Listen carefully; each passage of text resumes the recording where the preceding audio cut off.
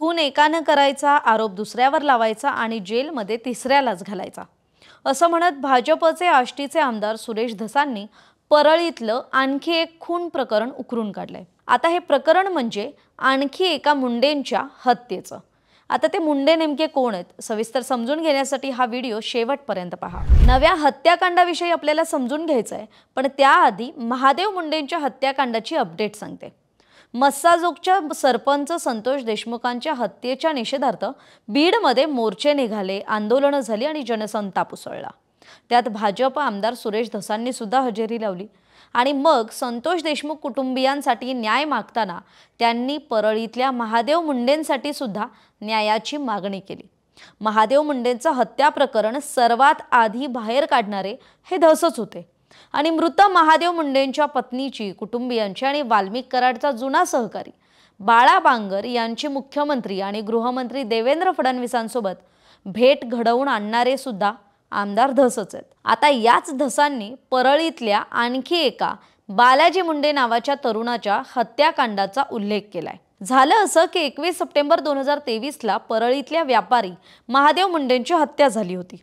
घटनेला 23 महिने पूर्ण झालेत, पण याआधी भेटीसाठी टाळाटाळ करणारे मुख्यमंत्री आणि गृहमंत्री फडणवीस यांनी मात्र काल म्हणजेच 31 जुलैला गुरुवारी दुपारी ज्ञानेश्वरी मुंडे आणि कुटुंबियांची भेट घेतली, त्यांच्याशी संवाद साधला। यावेळी फडणवीसांनी महादेव मुंडेंच्या पत्नी ज्ञानेश्वरी मुंडेंकडून मागील महिन्यांमध्ये झालेल्या सर्व घडामोडी, त्यांच्या तक्रारी, पोलीस यंत्रणेवरील आक्षेप ऐकून घेतले आणि मग त्यांच्या मागणीचं निवेदनही पाहिलं आणि थेट राज्याच्या पोलीस महासंचालकांना सांगून बीडच्या एसपींमार्फत महादेव मुंडेंच्या मारेकऱ्यांना शोधण्याचं आवाहन केलं। त्याचवेळी त्यांनी महादेव मुंडेंची निर्घृण हत्या करणाऱ्या कोणत्याही आरोपीला पाठीशी घालणार नाही असा शब्द सुद्धा ज्ञानेश्वरी मुंडेंना दिला। याशिवाय ज्ञानेश्वरी मुंडे आणि कुटुंबियांनी मागणी केलेल्या पोलीस अधिकाऱ्यांची नेमणूकही SIT मध्ये करून दिली। अमरावतीचे अपर पोलीस अधीक्षक पंकज कुमावत यांच्या अध्यक्षतेखाली SITची स्थापना झाली। यामध्ये पोलीस निरीक्षक संतोष साबळे, सहाय्यक पोलीस निरीक्षक सपकाळ यांचा समावेश करण्यात आलाय। पण याच ज्ञानेश्वरी मुंडेंच्या न्यायासाठी धाव घेणाऱ्या आणि गृहमंत्री फडणवीसांची भेट घडवून आणणाऱ्या सुरेश धसांनी पुन्हा एकदा धनंजय मुंडेंवर नाव न घेता निशाणा साधला। महादेव मुंडेंचं परळीतलं जिथे घर आहे तिथून फक्त 500 मीटर अंतरावर परळीचे आमदार राहतात। त्यांनी अजूनही पीडित मुंडे कुटुंबियांची भेट घेतलेली नाही। 23 महिने झालेत तरी परळीच्या लोकप्रतिनिधीला वेळ का मिळत नाही? मी परळीला कुटुंबियांच्या भेटीला गेलो तेव्हा मला काळे झेंडे दाखवले गेले, असं म्हणत धसांनी मुंडेंच्या वर्तणुकीवर आणि त्यांच्या कार्यकर्त्यांच्या वागणुकीवर संतापही बोलून दाखवला। आता येऊयात मूळ मुद्द्यावर की परळीतल्या त्या आणखी एका हत्याकांडाचा उलगडा।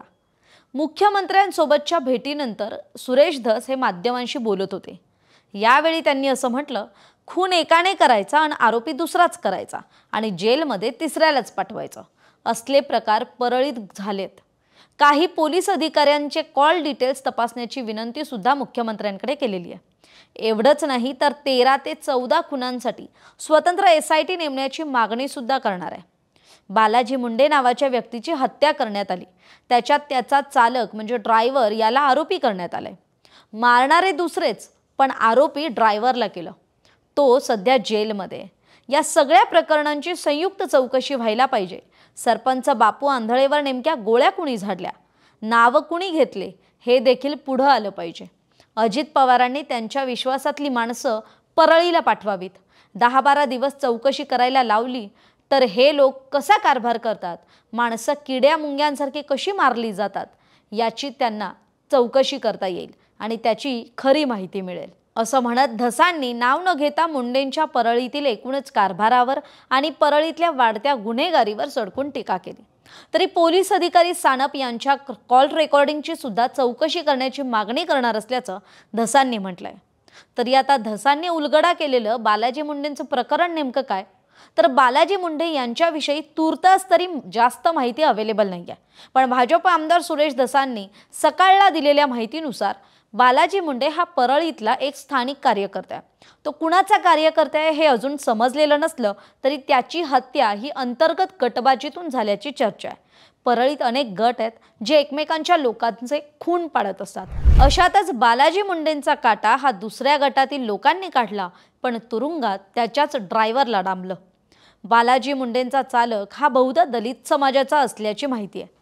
त्यामुळे बालाजी मुंडे हा मुंडेंच्या अंतर्गत गटबाजीचा बळी ठरलाय आणि बालाजी मुंडेंची हत्या ही महादेव मुंडेंच्या हत्येनंतर आणि संतोष देशमुखांच्या हत्याकांडाआधी झाली आहे। तेच बापू आंधळेच्या हत्याकांडातही झालं। लवकरच आपण या दोन्ही हत्याकांडांविषयी सविस्तर माहिती देऊ आणि बोलू असं सुद्धा आज धसांनी म्हटलंय। त्यामुळे सुरेश धस हे बालाजी मुंडेंच्या हत्याकांडाविषयी आता काय माहिती देतात हे पाहणं महत्त्वाचं असणार आहे। तरी बीडच्या राजकीय वातावरणाविषयी बोलायचं झालं तर बीडमधलं सगळं वातावरण हे सध्याच्या घडीला धनंजय मुंडेंच्या विरोधातलं आहे।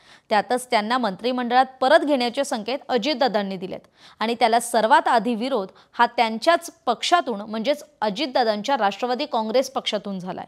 आता धसांचाही मुंडेंविरुद्धचा रोष हा काही कमी झालेला दिसत नाही आणि मुंडेंच्या मंत्रिमंडळात परत येण्यासाठी सर्वतोपरी आडकाठी आणण्याचा सर्वपक्षीय प्रयत्न सुरू असल्याची चर्चा बीड जिल्ह्यात आहे। तरी आपली याविषयीची मतं कमेंट करून जरूर सांगा